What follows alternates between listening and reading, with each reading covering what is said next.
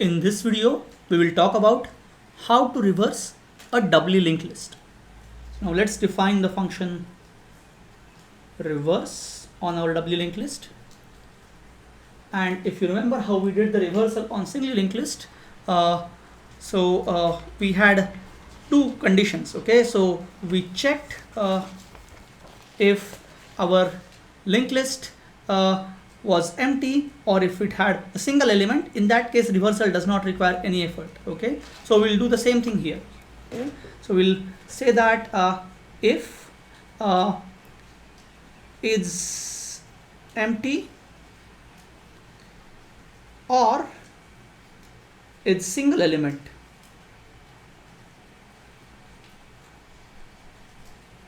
If any one of them happens to be true, in that case, well, there is nothing to do. We will simply return.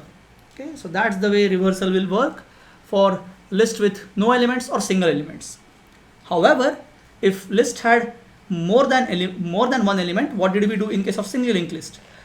If you see here, we looked at the first element and we went through the list one by one, and that is what we are going to do even now. So what I will do is I will say that my current is going to be head, and remember we are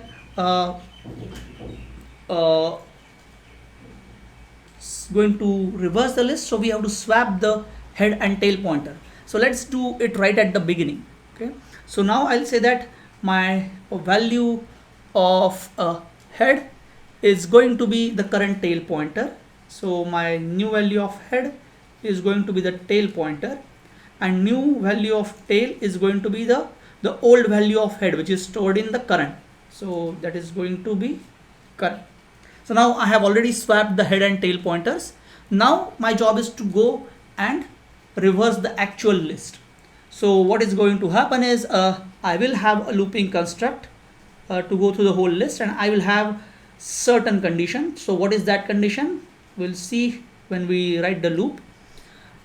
Basically what I have to do is I will pick up one node at a time and then move on to the next node, and when I am finished with all the nodes, I have to break. So while the current is not equal to null, that's what I have to do. So now once I am accessing a particular node, so currently I am accessing the first node, what I have to do is I have to look at the two pointers which are stored in the node. So remember, in doubly linked list there are two pointers. There is one previous pointer, one next pointer, and reversal means swapping these values. So basically I need to swap two values, so I will use a temporary variable. So let's call temp is equal to my current dot next, and then I will set the current dot next to current dot previous. And once I have done that, I have to rewrite the current dot previous value as the old value of next, which is stored in temp. So now I have swapped the values of previous and next, and then I have to move to the next node, the original next node, so which will be available in the temp variable. So I would say that my current is equal to temp, and then I'm done with my for loop, and that's it. Okay, so that's how my loop will finish, and even my function will finish. So let's see how this function works for various scenarios. So let's say I have list L which is empty, so both its head and tail point to null values.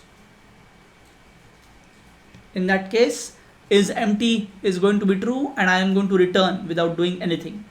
If I have a list with, say, single value, so there is no previous, there is no next, both head and tail point here, in that case its single element is going to be true, and I don't require any specific operation to reverse the list.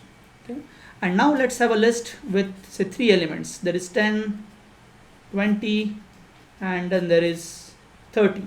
So there is nothing previous for 10, 10 next is 20, 20 previous is 10, 20 next is 30, 30 previous is 20, and there is nothing next for 30. And here is my tail pointer, here is my head pointer. Okay? And now we start executing our function. So we come and ask question, is the list empty or the list consists of just single element? Both of the conditions are false, so I will not enter this conditional.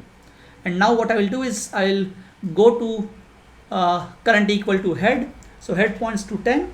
So we'll keep track of these variables. What is current? And now current is set to 10. And now head will be equal to tail. So what will happen is head, instead of pointing here, head will point here. And now tail is equal to current. Current is address of 10. So instead of pointing here, my tail would be pointing here. Okay. So I have already changed the head and tail pointers even before reversing my list. And now we'll enter this loop. We'll ask question, is my current a null node? No, my current is 10. And these three statements, they are going to basically swap the values of next and previous. So now currently 10 dot next is equal to 20, which will be stored in a temp variable. Okay, so now I have a temporary variable. It is going to store the value 20, and then now current dot next will be current dot previous. So 10 dot next now will be set to null value, and now 10 dot previous will be set to the value stored in the temp, which is 20. Okay, and now my current will be set to temp, so current becomes 20. So if you notice that for the node 10, we have successfully swapped the next and previous pointers. And once I enter the loop with current equal to 20, same thing is going to happen. So let's quickly see if that's the case. Now 20 dot next is equal to 30.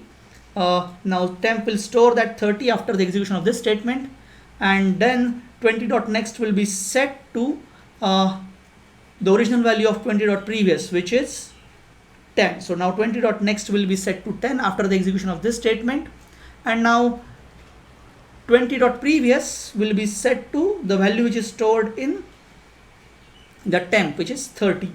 Okay, so now we have successfully swapped the previous and next pointers for 20 as well, and now my current will become 30 with the value stored in temp. And again we go and ask question, is my current null? That is not the case. So the temp will store the value of 30 dot next, which is actually null. And now what is going to happen is 30 dot next, which is currently equal to null, will be set to 30 dot previous, which is 20. So instead of null, it will store 20, and then 30 dot previous will be set to the value stored in the temp variable. Because of this statement, it will become null, and now my current will be set to temp, which is null. And if you notice, we have again successfully swapped the values of next and previous for node 30. So now my current is null, and I come back here, and now current is null, so I am not able to satisfy the condition for this looping construct. So I'll break out of the loop and my function will end. And now we have successfully reversed the list because I had already swapped the head and tail pointers as well. Okay, so that's the reversal of the doubly linked list. Again, it takes linear efforts because you are going through all the elements, and if you compare this against the reversal of the singly linked list, let's see if there are any significant changes. There are no significant changes. We checked if the list is empty or single element, then we picked up the first element. In case of singly linked list, we had to change just one pointer. Here we have to swap 2 pointers, and that's it. And here we are pointing head to the last element in the list, which we did here at the beginning itself. Okay, so the logic for reversing the singly and doubly linked list almost the same, few changes here and there. So it requires linear effort